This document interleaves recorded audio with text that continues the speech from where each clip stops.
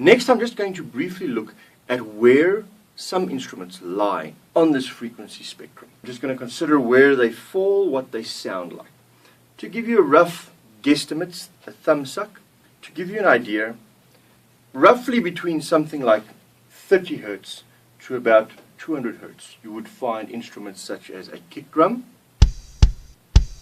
Typically a bass guitar starts from there and builds up to higher frequencies, maybe even 500 and so forth.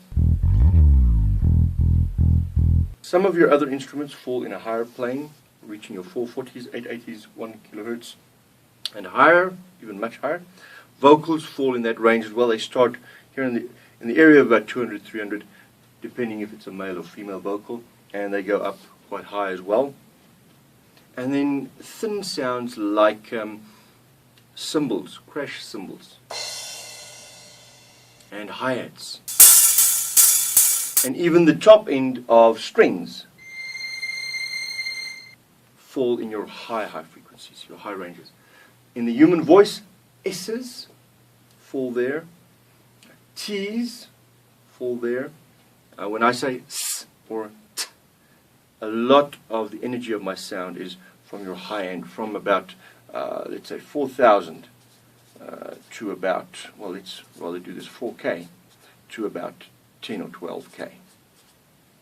Something interesting to bear in mind is that typically in the area 10 to 12K, this is just an interesting note for you to remember when you're engineering. Area 10 to 12K is where the throat opens up. It does nothing to your actual voice. What I mean is, when you boost those frequencies on a vocal track, it tends to sound to the listener as if the microphone is almost right in the throat, in the mouth. It feels like the voice is right here. Let me give you an example. Listen to this vocal piece. Imagine all the people. And now I apply a 10 kilohertz boost to that same vocal, and this is what it sounds like. Imagine all the people. You should be able to hear the difference. You should be able to hear how much more open the voice appeared. That's just an aside, just out of interest's sake. Obviously, there are many other instruments in many different ranges, but the principle being here that you understand the human ear hears 20 hertz to 20 kilohertz, or then 20 hertz to 20,000 hertz.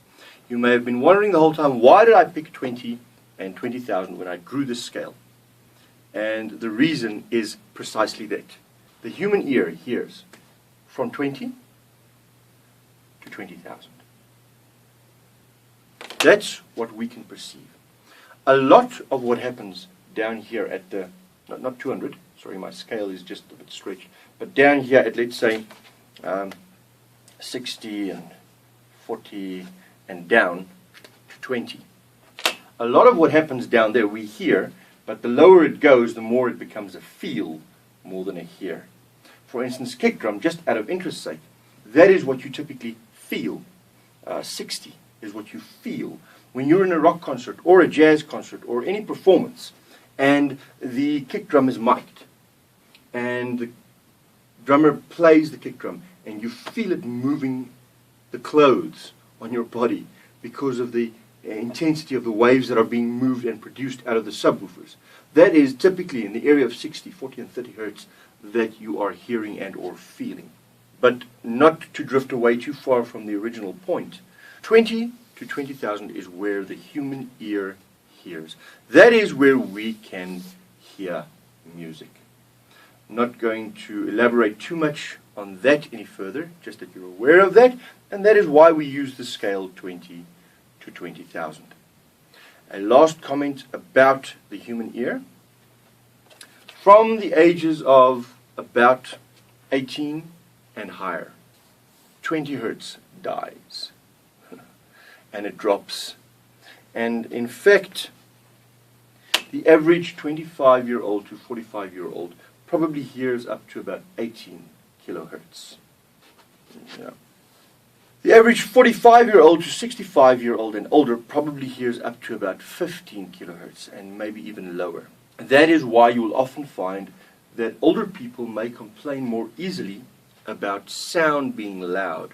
It is not so much that it is necessarily loud in their ears, but what is happening is the sound is reaching their ears and they're not hearing anything above, say, 13 kilohertz or 12 kilohertz, which means the sound becomes a little more like that and also a little more like that. And for that reason, they're hearing somewhat of a noise and not clear definition, and that becomes irritating. And certain frequencies may be emphasized and it irritates their hearing. For that same reason, that loss of hearing, someone who has suffered hearing loss or an older person who is suffering from some form of hearing loss tends to ask you, what did you say? Sorry? Because literally, this is what happens.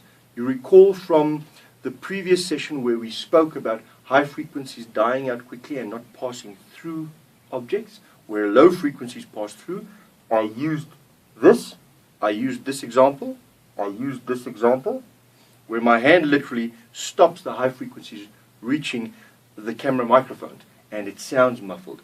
That is precisely what happens when people age and start losing hearing, is the sound becomes less defined and clear. And that is one of the challenges in mixes. We should always be very aware of the fact that our high frequencies die out over distance, so be aware of that in the placement of speakers. And secondly, the higher frequencies are what give definition to many things. Okay, don't just go and turn up all the high frequencies and make everything top heavy, because then your sound is going to be so bright and irritating that you want to scream. But bear in mind, I would almost never drop 10 kilohertz on a vocal track. Never.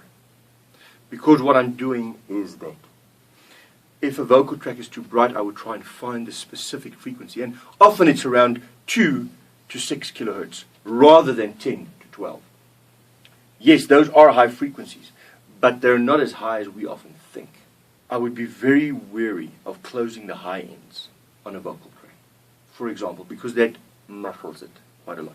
In your mixing, just be aware of the fact that the higher frequencies do bring definition. At the same time, weigh the other fact, namely that high frequencies can sting, and sting quite a lot. Typically, 1 kilohertz to about 4 is deadly. And the scary thing is this is where the vocal range typically is at its most defined. Well, where most instruments are well defined. And that is why that hurts so easily when it's too loud. Because that is a frequency that really pops in our ears. So if it's very loud in that area, it could actually be sore and hurt. At the same time, if you drop your frequencies in 1 to 4 kilohertz too much, you will find that the entire mix becomes muffled. It becomes muffled. Bear these factors in mind when doing a mix, when EQing. But having said all this, when we get to EQ, equalization, we will discuss that issue in more detail, making sure that certain frequencies are heard as the need be or as required, and irritating or naughty frequencies are kept in check, dropped out of the mix so that they don't damage what we want to hear. For now, this is all I have on frequencies. See you guys in the next chapter.